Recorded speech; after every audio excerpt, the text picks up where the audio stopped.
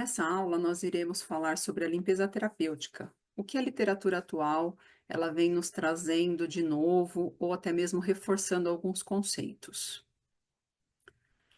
Bom, em março de 2025 foi lançado o consenso para a limpeza da ferida, né, e as recomendações atuais. Então, nós vamos falar um pouquinho desse consenso e também alguns artigos, como uma revisão sistemática, que acaba reforçando alguns pontos, mas também contradizendo outros pontos colocados aqui pelo consenso, ok? Bom, a limpeza dessas feridas, ela evoluiu significativamente desde as práticas das civilizações antigas. Então, hoje, ela é considerada um processo baseado em evidências, onde nós precisamos ter julgamento clínico, habilidade técnica para executá-lo. Então, desde 1962, o Winter já descrevia que o meio úmido era adequado para o ambiente da ferida. Mas se passaram quase 40 anos até que em 2000 foi lançado o tema, né, o Wound Bed Preparation, onde eles ensinavam ou davam direcionamentos como qual era a melhor maneira da gente preparar esse leito para receber uma determinada cobertura, para a gente facilitar a cicatrização, até mesmo para receber um enxerto, um retalho. Então, isso foi avançando com os anos. E aí depois veio-se alguns acrônimos, né, como o Time em 2002, para que ajudasse aquelas pessoas que estavam iniciando no tratamento de feridas a ter direcionamento. Então, o Time era você ter avaliação do tecido, da infecção, inflamação, o manejo do exudato, né, o moisture, a umidade e também a avaliação dessas bordas. Se passaram quase 17 anos até que ressurgiu então o Timers, né? Então o Timers ele veio aí com uma proposta de você colocar a parte regenerativa também desse processo.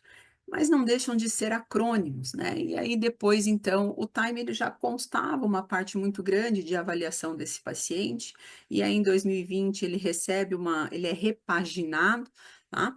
Mas independente do que seja o acrônimo que vocês queiram usar, né? O time, o timers, DIME, Nerd Stones, desde que ele vá te ajudar na sua prática clínica, você vai selecionar aquele que melhor está para você, para o teu processo de atendimento ao teu paciente.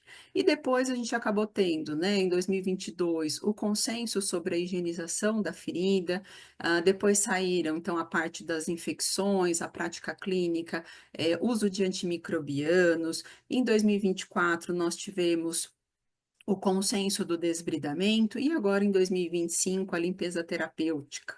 Então, assim, a gente tem muitas outras literaturas que foram desenvolvidas, que foram publicadas nesse intervalo de tempo, e a gente precisa ter uma constante atualização. Mas nós não deixamos de falar sobre o cuidado holístico do indivíduo, né? De um atendimento pautado no paciente como um todo. E aí sim, a partir do momento que a gente faz uma avaliação desse indivíduo, a gente vai fazer intervenções pautadas na limpeza terapêutica, no desbridamento e no cuidado ideal de uma seleção adequada, de uma tecnologia ou de uma cobertura para a cicatrização dessas feridas. Bom, retomando um pouquinho sobre o consenso de higiene, eles trazem uma abordagem estruturada para superar as barreiras de cicatrização, como o biofilme, né, erradicar as causas da patologia, mas eles trazem um conceito um pouco novo e ao mesmo tempo não, né, que é o manejo das feridas de difícil cicatrização. Então, a sugestão desse documento é que a gente, ao invés de usar as feridas crônicas, que a gente faça uso, então, do termo de feridas de difícil cicatrização, porque a população mundial, ela acaba convivendo, né, com muitas feridas, essas feridas são, sim, crônicas, mas elas são mais do que isso, elas são difíceis de cicatrizar, por diversas condições em que elas estão envolvidas. Isso aumenta o custo por demais, né? Além disso, nós temos outras preocupações, como o uso inadequado de antibióticos, antissépticos, antimicrobianos, né? Então, a gente precisa manejar de maneira melhor o tratamento dessas feridas. E agora, então, no mês passado, a gente teve aí o consenso de limpeza do leito e das bordas da ferida, e aqui eles trazem o conceito da limpeza terapêutica, que seria, né, a remoção direcionada desses contaminantes superficiais, da gente remover o exudato, os detritos soltos, o tecido não viável, o resíduo do curativo, né, toda aquela limpeza realmente eficaz que vai favorecer a sua próxima escolha de cobertura e também vai manejar e você vai acelerar o seu reparo tecidual. Então, é muito importante praticar esse tipo de limpeza. E aí ele fala sobre as zonas terapêuticas. Então, a gente precisa limpar o leito, né, que seria essa parte vermelha do círculo, a zona verde, né, é a parte ou azul mais claro, aqui o periferida, e o azul um pouco mais escuro, a margem realmente ao redor da ferida, em torno de 20 centímetros. Então, a gente precisa fazer uma limpeza de toda essa região, tá? E o que que é essa limpeza terapêutica? Ela é promovida a partir do momento que você avalia o seu paciente, que você identifica os tecidos, você pode utilizar uma solução de limpeza. Se for necessário, como a gente precisa fazer desbridamento, a gente pode utilizar um anestésico e sempre reavaliar esse paciente, tá?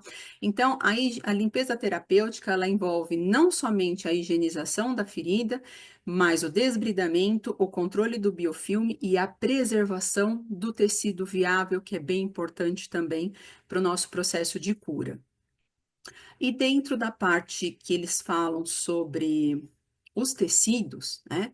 Uma parte um pouquinho mais recente seria a gente incluir também o tecido necrótico infectado, mas além disso, eles dão um fator importante aqui para esse tipo de tecido, que é um tecido proteináceo, gelatinoso, né? Que geralmente a gente não sabia exatamente como fazer a descrição adequada desse tecido, e agora esse documento ele sugere esse termo para nós usarmos, que fica muito interessante também, tá? Dentro do processo do desbridamento, falado aí nesse último documento de 2024, que seria a remoção dos tecidos não viáveis da ferida, incluindo, né, tecido necrótico, esfacelo, micro-organismo, biofilme, né, a membrana, a substância polimérica extracelular também, os corpos estranhos, tudo isso faz parte do desbridamento para que a gente utilize métodos mais eficazes com o mínimo de um efeito colateral para esse paciente. Tá? E a novidade nesse documento é incluir o desbridamento oxidativo, né, feito através aí de equipamentos, de tecnologias como o plasma frio de argônio. E aí ele põe um ponto importante também, né? Dentro dos desbridamentos autônomos, né? São aqueles que eles não precisam de coadjuvantes, ele dá um foco maior aí para terapia de feridas por pressão negativa. Ultrassom, terapia negativa, desbridamento mecânico, biológico, instrumental, cirúrgico ou hidrocirúrgico são considerados desbridamentos autônomos. E os adjuvantes seriam enzimático, autolítico, osmótico e oxidativo também.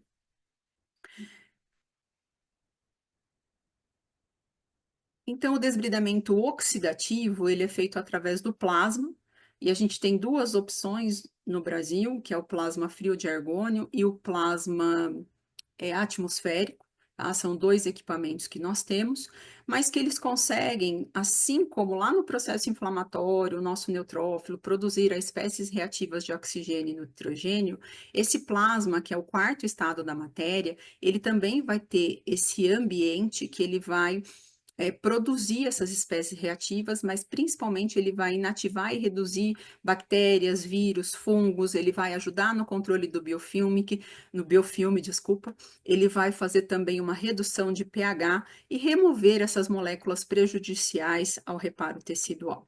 Então, aqui existem dois modelos, né, que a gente comentou com vocês. Esse primeiro da sua tela do lado esquerdo, ele é o plasma frio de argônio, tá? O outro modelo passado aí do lado direito da sua tela é o plasma de ar ambiente, tá bom? E eles têm algumas diferenças, algumas particularidades nas máquinas, né? Mas que numa outra aula a gente pode detalhar melhor isso para vocês.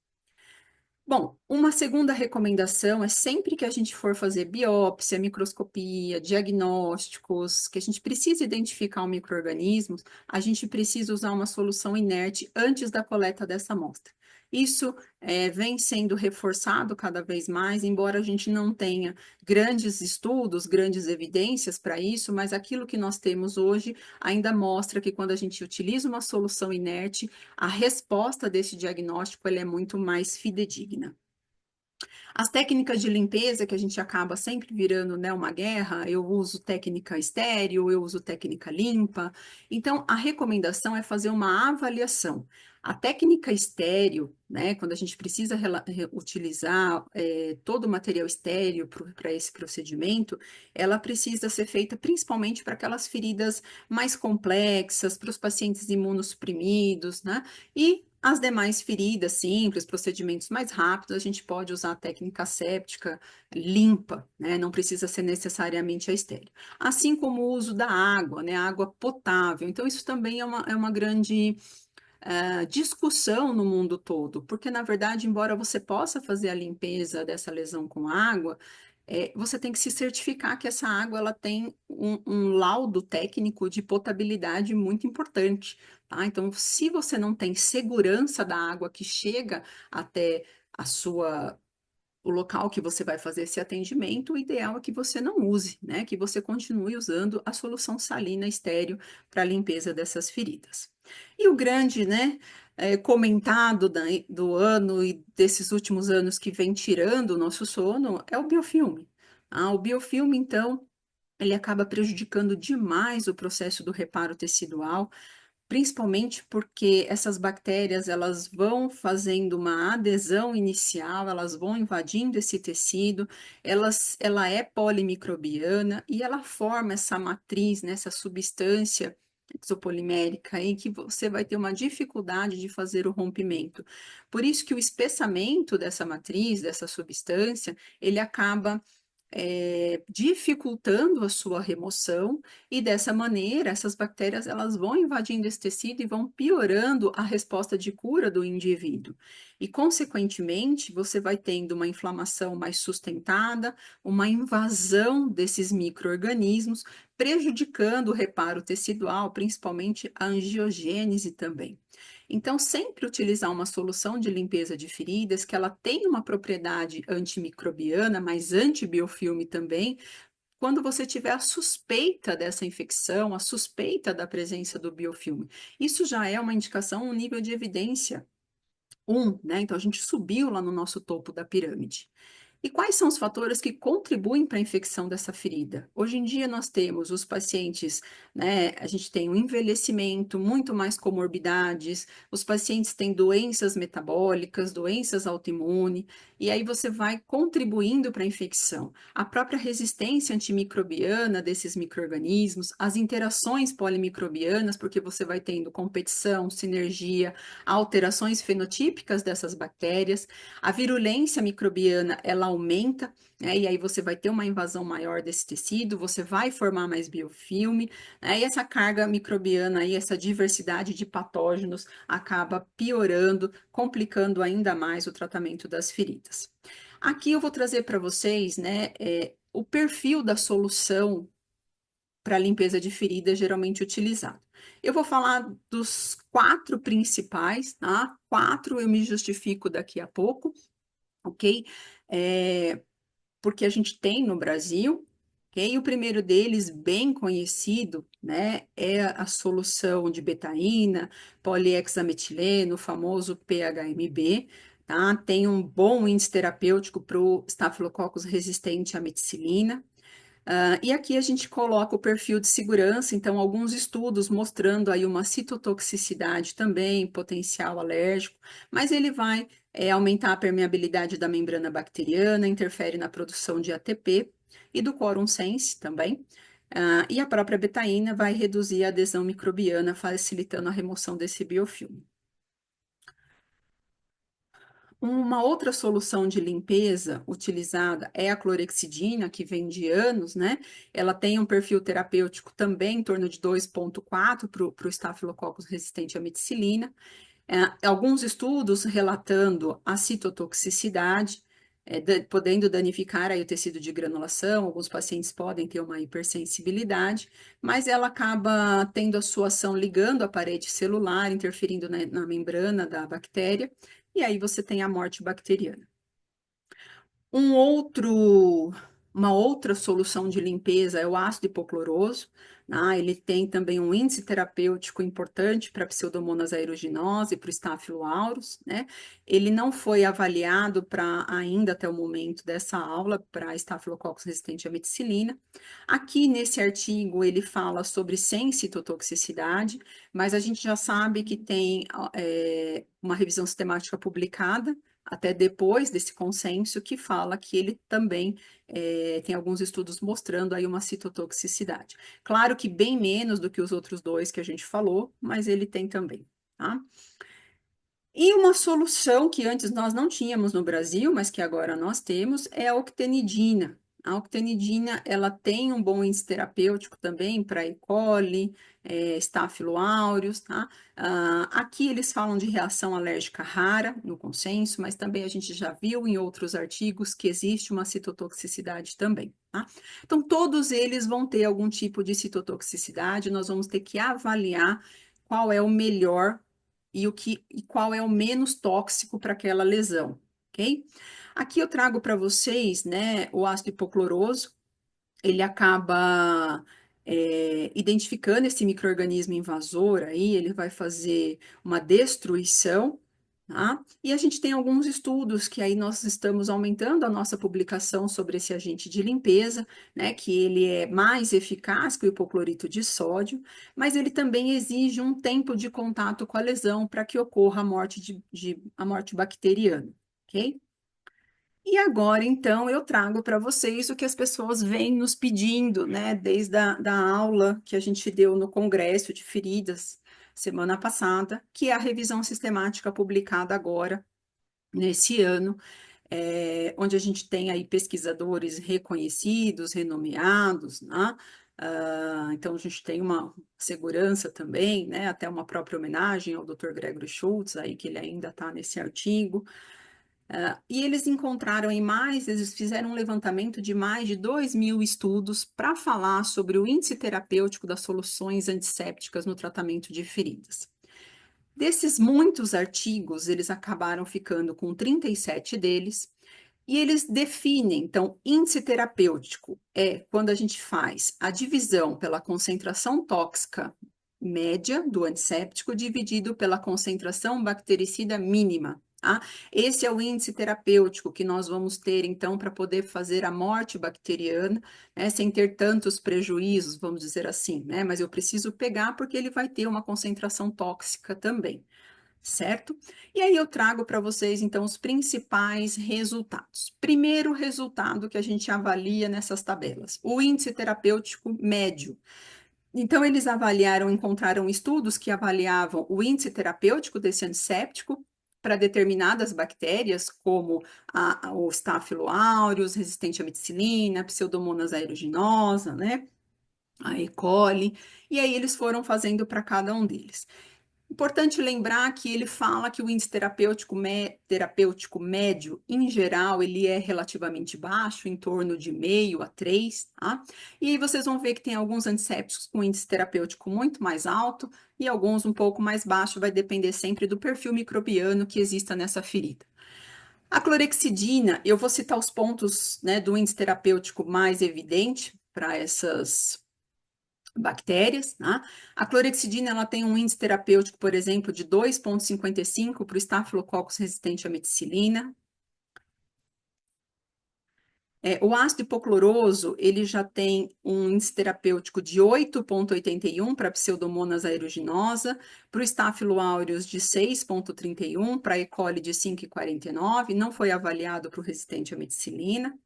O PHMB, um índice terapêutico de 12,1 para o estáfilo resistente à meticilina, né? E a octenidina aí, um índice terapêutico de 3,33 para o estáfilo resistente à meticilina. Mas agora o ponto que nos chama bastante atenção e também é bem esclarecedor nessa revisão sistemática é a citotoxicidade média. Esse intervalo ele é medido em miligramas por litro, e agora eu vou falar para vocês do menos tóxico para o mais tóxico. O menos tóxico dentro desses quatro foi a octenidina, que é o recém-chegado para nós no Brasil, né? Com uma citotoxicidade média de 10,2. O segundo menos tóxico é o ácido hipocloroso, com 20 miligramas por litro.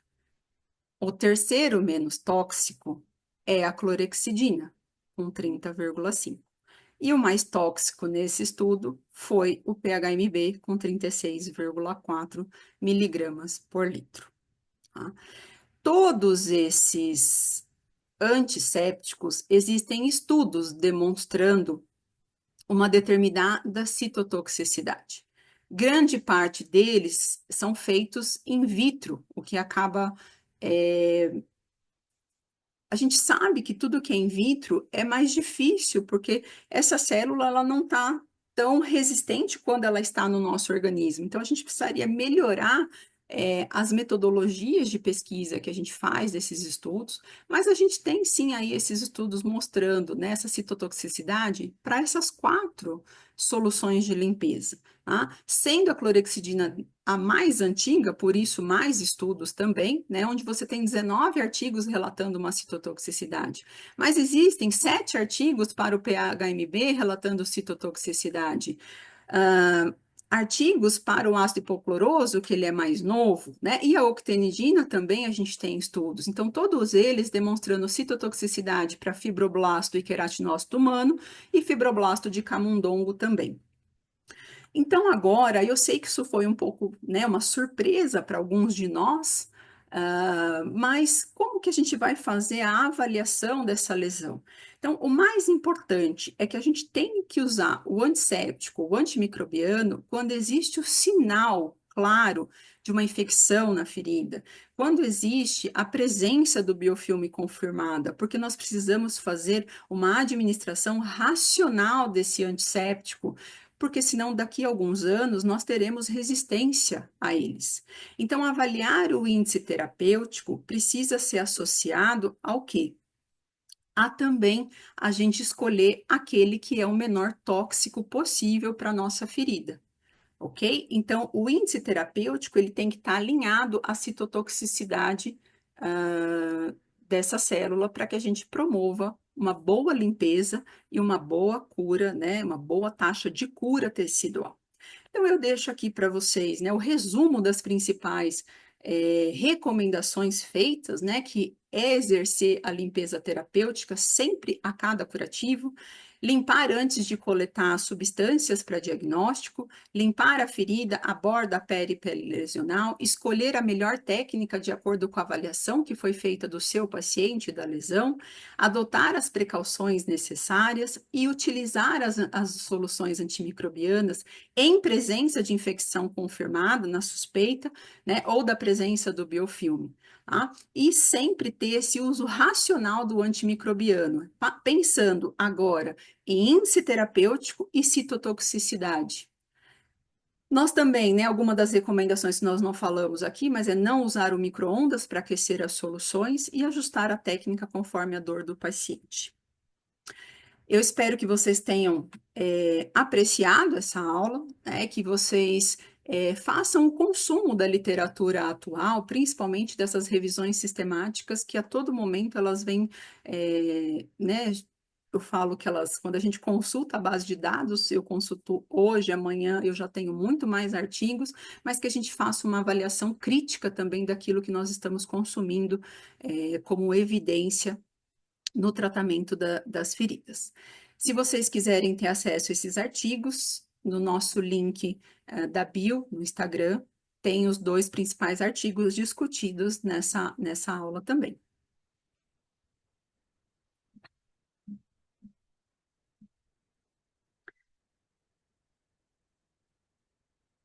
E deixo aqui os nossos contatos para que vocês continuem nos seguindo